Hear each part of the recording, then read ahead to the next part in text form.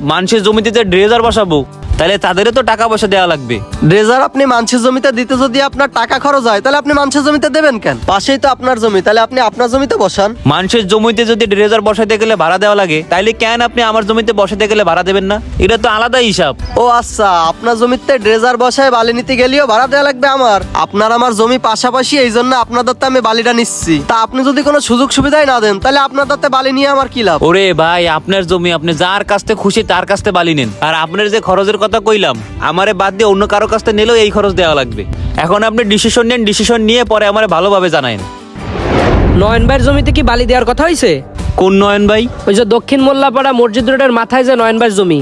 হ্যাঁ, উনি তো বালি নিতে চাইছিল, তা অ্যাডভান্স দেওয়ার কথা কইছিলাম, অ্যাডভান্স দেয়নি, তাই আর বালি দেওয়া হয়নি। হ্যাঁ, আপনি যে অ্যাডভান্স চাইছেন কি জন্য, তা সবকিছুই আমি শুনছি। কারণ নয়ন হচ্ছে আমার রিলেটিভ। আপনি নাকি আপনার জমিতে ড্রেজার বসানোর জন্য তারও বিল চাইছেন। হ্যাঁ, চাইছি তো।